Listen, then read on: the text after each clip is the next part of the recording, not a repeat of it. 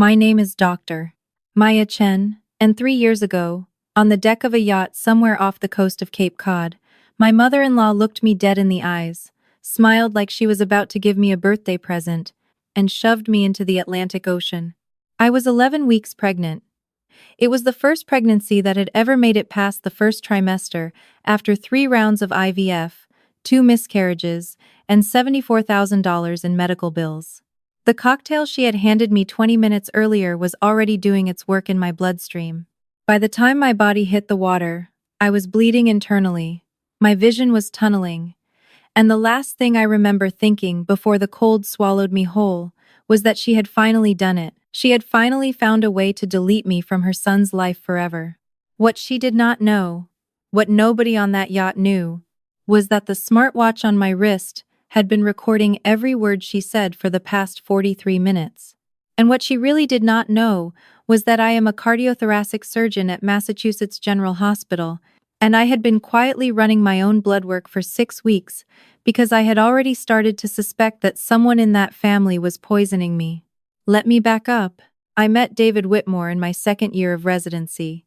He was a hospital attorney handling a malpractice case in our department, and he asked me out 3 times before I said yes. I was 31, married to my career, raised by a single mother who waited tables in Sacramento, and I had spent my entire adult life believing that men like David did not exist for women like me. He was kind in a quiet, deliberate way. He remembered the names of the residents I complained about. He brought me coffee at 3 in the morning when I was on call. He cried, actually cried, the first time I walked him through the steps of an aortic valve replacement on a model heart in my apartment. We were married 18 months later in a small ceremony at a Vermont inn. His mother did not come. She sent a handwritten card that said congratulations on the bottom of an engraved invitation she had returned to us, unopened, 6 weeks earlier. Her name was Patricia Whitmore. She was a divorce attorney, 63 years old, lived in a brownstone on Beacon Hill that her late husband Charles had inherited from his father, and her entire personality was built around one immovable belief: that her son David was the most important human being who had ever existed, and that no woman alive was good enough to share his last name. The first time I met her, at a brunch David had carefully orchestrated 3 months into our relationship, she looked at my hands across the table and said, "Those are surgeon's hands, aren't they?" Which sounds like a compliment until you hear the way she said it. She made it sound like she was identifying a contagious disease. The trust fund was the heart of everything. Charles Whitmore Sr., David's grandfather, had been a thoracic surgeon himself back in the 1960s, and he had built a small medical device company that he sold to Johnson & Johnson in 1988 for an obscene amount of money. He set up a trust that his son Charles Jr., David's father, managed until his death from pancreatic cancer when David was 19. After that, Patricia became the sole trustee. The trust was worth $15 million when I married David. The terms were strict and very specific. Patricia controlled the principal during her lifetime. Upon her death, David would inherit half. The other half was set aside in a separate subtrust for any biological grandchildren, with distributions beginning at age 25. If David died without children, Patricia inherited the entire estate. If David had children, the moment those children were born, the trust documents required a formal accounting and an immediate transfer of $7.5 million into a custodial account that Patricia could no longer touch. I learned all of this from David in the second month of our marriage, sitting at our kitchen table in Cambridge with a stack of papers spread between us. He wanted me to understand what we were marrying into, financially. He told me that his mother had not spoken to his father for the last 6 months of Charles Jr.'s life because Charles had threatened to amend the trust to give David more direct control once he turned 30. David told me, very calmly, that he believed his mother had withheld pain medication from his father in those final weeks. He had no proof, he had only suspicions, but he wanted me to know who she was before we ever talked about having children. I told him I did not care about the money. I had my own income. I made $412,000 a year before bonuses. We did not need Patricia Whitmore. We did not need her trust fund.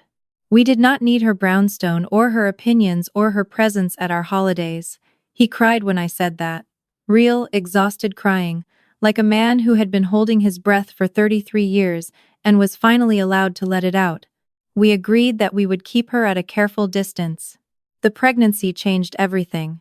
We had been trying for 2.5 years when the third round of IVF finally took. I was 33. I had endometriosis, low ovarian reserve, and a history of 2 early miscarriages that I had told nobody outside of my fertility clinic. The morning the blood test came back with a beta of 268, I was scrubbing in for a triple bypass on a 68-year-old retired firefighter from Worcester. I performed that surgery for 9 hours with tears running down behind my mask, hidden by the surgical lights, and I did not tell a single person on my team why I was crying. When I came home that night, David had filled our living room with white tulips, my favorite flower, because he had received the same lab results in his email. We sat on the floor and held each other, and I felt, for the first time in my adult life, like I was about to become someone's mother. David wanted to wait until 12 weeks to tell anyone. I agreed.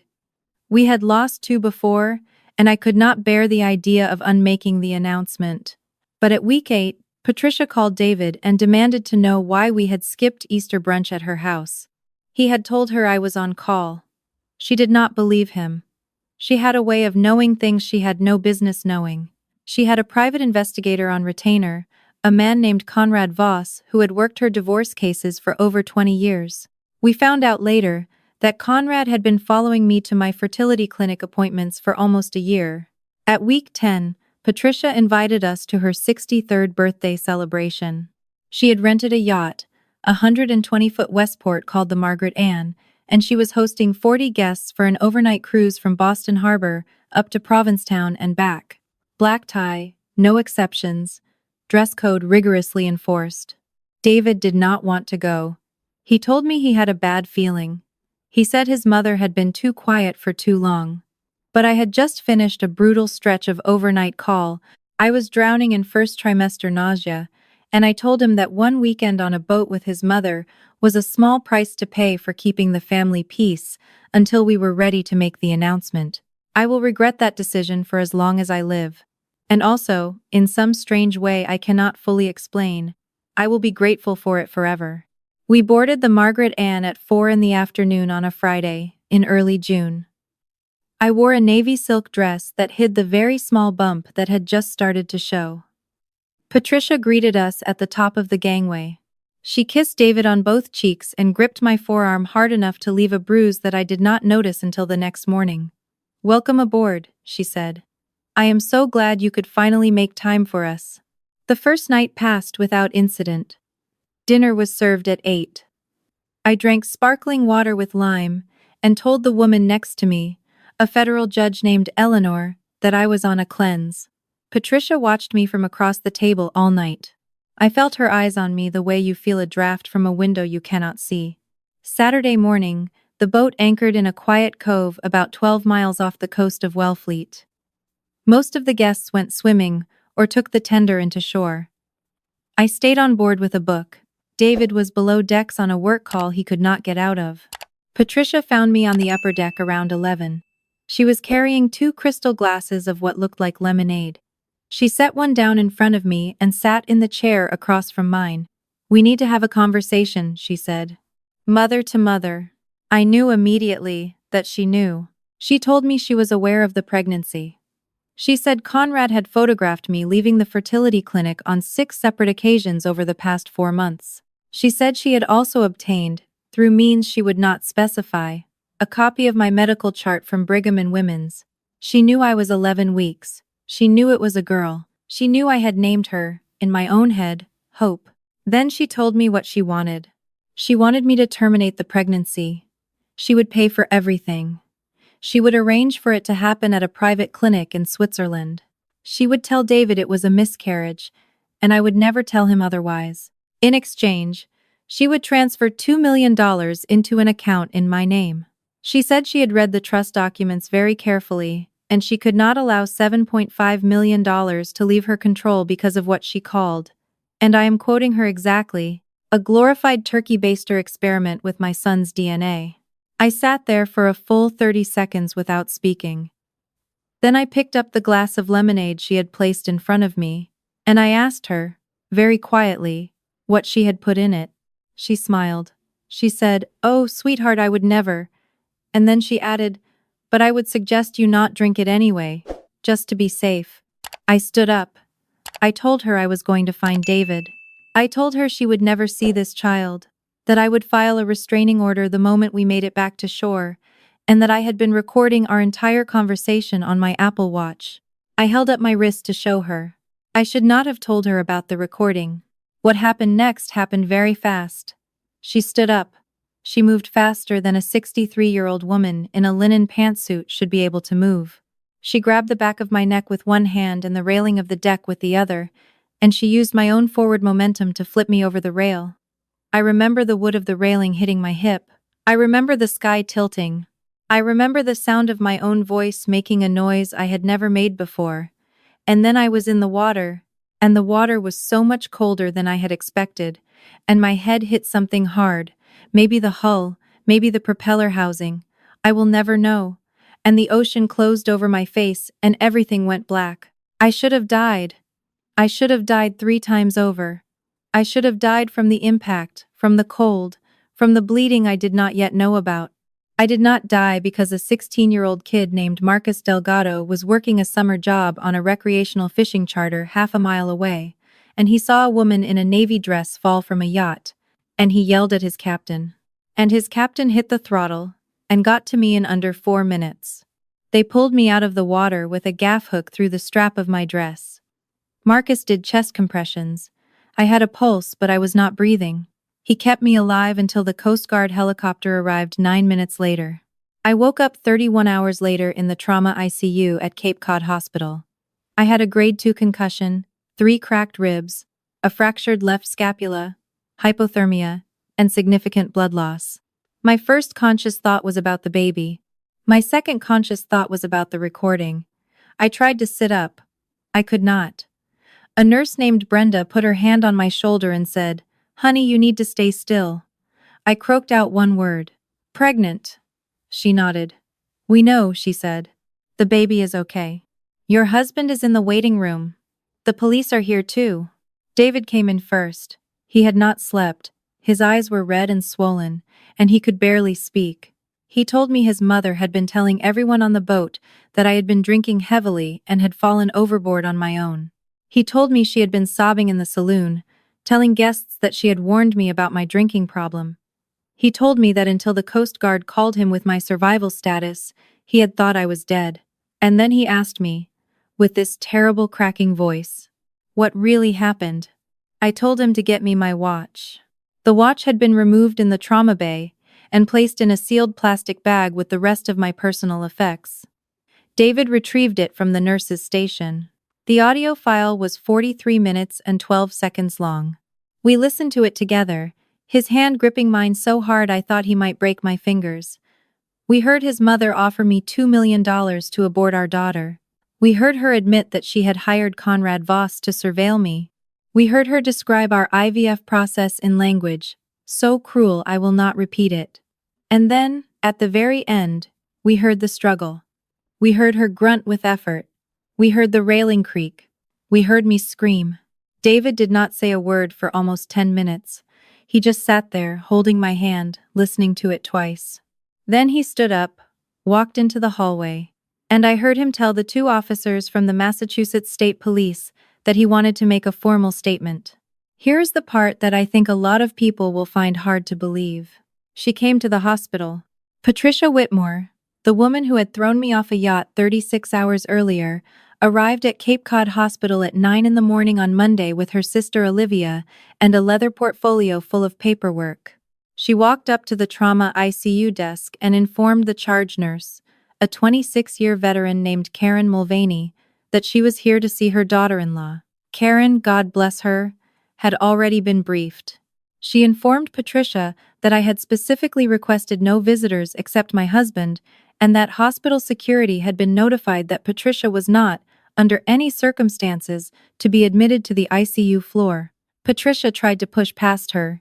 Karen pressed the silent alarm under the desk. 2 security officers arrived in under 90 seconds. Patricia started screaming. She screamed that I was a fraud, that I had faked the pregnancy, that I was after her son's money, that the baby did not exist, that she had documents, she had documents, she had documents. The documents, it turned out, were a forged paternity test that Patricia had paid a lab in New Jersey $12,000 to fabricate. The test claimed that the genetic father of my baby was a man named Anton Reyes, who was, in reality, the bartender at the country club where Patricia held her annual charity gala. She had collected a glass he had used at the previous month's event and submitted it as a sample. She had planned to use this paternity test, combined with the story of my drunken fall, to convince David to file for divorce and to convince a court that I had defrauded the family. She had not anticipated that I would survive. She certainly had not anticipated that I had been recording her. The Massachusetts State Police arrested Patricia Whitmore in the lobby of Cape Cod Hospital at 9:47 that morning. Her sister Olivia tried to physically intervene and was arrested for assaulting an officer. The forged paternity documents were entered into evidence. The audio recording from my watch was entered into evidence. The toxicology report from the blood work drawn during my admission was entered into evidence the next day. It showed therapeutic levels of misoprostol, a medication used to terminate pregnancy, in my system. She had not just tried to throw me to my death. She had tried to make sure that even if I survived, the baby would not. The reason the baby survived is the part that still makes me cry when I think about it too hard. I had been quietly running my own blood work for 6 weeks. I had a key to the lab at Mass General. I had been drawing my own samples and processing them under the chart name Jane Doe, ostensibly for a research protocol. I had been doing this because for several months, every time I ate at Patricia's house or accepted food from her, I had become inexplicably ill. Nausea, fatigue, gastrointestinal symptoms that did not match my pregnancy timeline. I had started to suspect, in a paranoid way I was almost ashamed of, that she was putting something in my food. And so for the last 6 weeks of my pregnancy, every time I knew I was going to be in her presence, I had taken a prophylactic dose of activated charcoal and a low dose of an antiemetic. I had also, 2 days before the yacht trip, had a cervical cerclage placed by my obstetrician as a precaution against the recurrent miscarriages I had a history of. The cerclage held. The charcoal absorbed enough of the misoprostol that what remained in my system was not sufficient to cause the abortion she had intended. My daughter survived because I had been quietly preparing for the worst version of my mother-in-law for almost 6 months. The trial took 14 months. Patricia Whitmore was convicted on 2 counts of attempted murder, 1 count of attempted forced abortion, 1 count of aggravated assault, 2 counts of fraud, and 1 count of conspiracy. She was sentenced to 28 years in federal prison.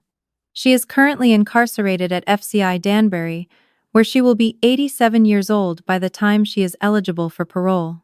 The trust fund was placed under the management of an independent fiduciary by court order.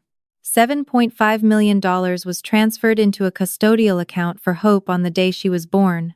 Conrad Voss, the private investigator, took a plea deal in exchange for testifying against Patricia and served 18 months.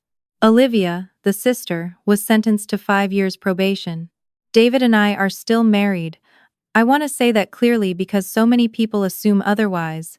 He did not crumble. He did not run. The morning after Patricia's arrest, sitting on the edge of my hospital bed at 5 a.m, he asked me a single question. He asked me if I could ever forgive him for being the person who had brought her into my life. I told him that he had not brought her into my life. I had walked into his, knowing exactly who she was, and I had made my own choices. I told him that the only thing I needed from him going forward was that he never, ever defend her again. He has kept that promise. He has not visited her in prison. He has not accepted her letters. He returned every single one of them unopened, exactly the way she had once returned our wedding invitation. Hope was born at 38 weeks and 4 days, weighing 7 pounds and 1 ounce, with a head full of black hair and her father's gray eyes. I delivered her at the same hospital where I had been a trauma patient 8 months earlier. The same nurse, Brenda, was on shift. She cried when she handed me my daughter. So did I. I stopped practicing surgery 2 years ago, not because of trauma, not because I lost my nerve. I stopped because I realized, sitting in a courtroom, listening to the audio of my mother-in-law trying to kill me, that there were thousands of women in this country experiencing some version of what I had experienced, and almost none of them had the resources, or the knowledge or the medical training I had used to save myself and my daughter. I used my share of a settlement we reached with Patricia's estate, combined with my own savings and a substantial grant from a family foundation in Boston, to open a clinic. We called it Safe Harbor. We are located on the second floor of a converted warehouse in Dorchester, and we provide free obstetric care, toxicology screening, legal advocacy, and emergency relocation services to pregnant women who have reason to believe they are being harmed by members of their own families. We have served over 1,400 patients in our first 18 months of operation. We have helped initiate criminal investigations in 31 cases. We have helped place 47 women into safe housing. 3 of our patients have named their daughters Maya, which is something I do not allow myself to think about too often because I will start crying and I have a clinic to run. I want to say something to whoever is listening to this, particularly if you are a woman who has been told that family means tolerating the intolerable. The instinct that something is wrong is not paranoia, it is information. The voice in the back of your head that tells you to test the food, to record the conversation, to make a plan, to keep the receipts. That voice is not crazy. That voice is the part of you that is still trying to keep you alive when the people around you have made it clear that your life is negotiable to them. Listen to that voice. Build a small, quiet system of protection around yourself before you ever need to use it. You may never need it. I hope, with everything in me, that you never need it. But if you do, the version of you who prepared in advance is the version of you who gets to keep her child. People ask me sometimes if I forgave Patricia. The honest answer is no. I did not forgive her. I do not believe forgiveness is owed to anyone who has tried to kill your child, and I do not believe that withholding forgiveness makes me a smaller person, or a less spiritual person, or a less healed person. What I did, instead, is something I think is more useful. I stopped giving her the power to occupy space in my mind. She is a woman in a federal prison cell who will die there. My daughter is 2 years old. She has just learned to say the word strawberry, and she is currently sleeping in a yellow room down the hall while I record this. The math of which one of those facts deserves my attention is not complicated. I do not know if you are watching this because something has happened to you, or because you are afraid something might, or just because the title pulled you in. Whoever you are, I hope you hear this clearly. The people who are supposed to love you are not allowed to hurt you. A wedding ring is not a contract for your suffering. A trust fund is not worth a child. And a mother-in-law, no matter how powerful or how wealthy or how convinced of her own righteousness, does not get to write the ending of your story. I am writing the ending of mine. Hope is asleep down the hall. The clinic opens at 7 in the morning. Tomorrow, a 19-year-old woman from Brockton is coming in for her first appointment. She thinks her boyfriend's family is poisoning her food. We will run her labs. We will believe her. We will help. That is the only revenge I have ever needed.